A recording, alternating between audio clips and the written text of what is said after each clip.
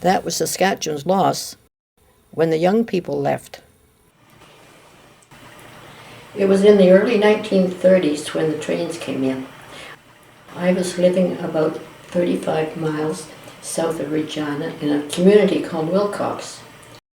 My parents had been asked to make a list of the clothing their children needed for school. My father worked on a dirt road with a wheelbarrow repairing it. That was his way to pay the taxes on our land.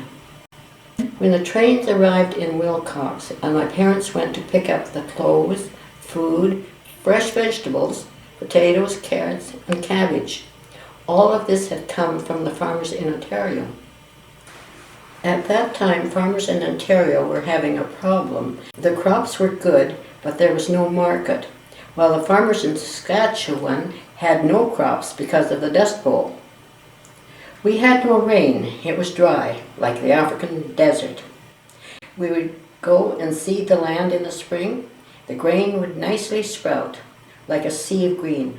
Then the wind came and blew off the little green sprouts. Eventually we did get some rain. There was a good crop. Then in August, the grasshoppers, a cloud of them, and they would nip just below the head of the wheat.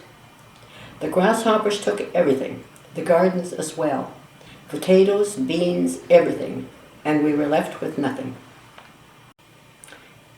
About this time, I was ready to go to school. That was a problem. We lived 3.5 miles from school. In the winter, the weather would make walking to school impossible. My grandfather had a horse which was retired, who couldn't work anymore, who didn't have any pranks left in it. I was 6 years old, and this was a big old workhorse. I was put on this horse, no saddle, and I was all by myself. Nobody accompanied me.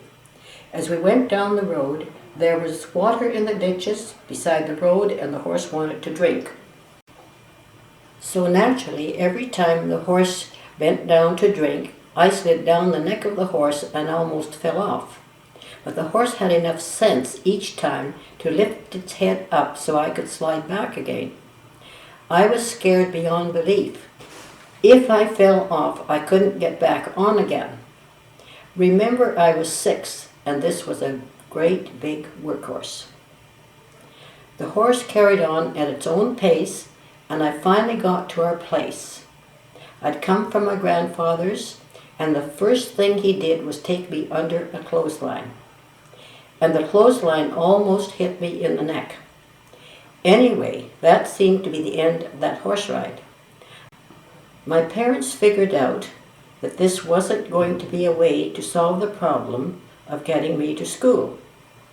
So next, my parents bought a pony that had been trained for the races, and they were assured that it would get us to school and back fast. Every time the pony was harnessed and we were in the cart, it would start to race, and that was that. By this time, my brother was traveling with me. In the winter, we would stay in the house, and my father would go out and hitch the pony and the cart, and the blankets were warmed by the stove. As soon as things were ready, we dashed out of the house and got in the cart. With the pony ready to take off, my mother would say, "Don't cry, your tears will freeze." It was 40 below, and the wind had started. It was this same girl, with these memories vivid in her mind, who came west to Vancouver in 1947. I came initially for a holiday, but when I got here, I liked what I saw. So I wrote to my mother to send my trunk of clothes, and I stayed. This is when I first saw fruit on trees. Impressed, I walked along the streets, seeing that residents would have fruit trees on their properties.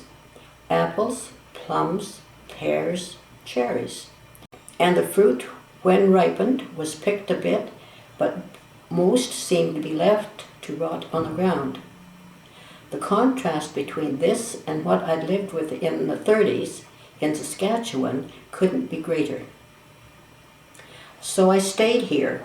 I worked and saved money and bought 2 lots in North Vancouver and had a 5-room bungalow built. There was an apple tree and a cherry tree on this property. Years later, a family moved in next door. They wanted to come onto my property to pick the cherries. But I had to say no, despite what I'd gone through, because I was afraid somebody would come on my land and break a leg.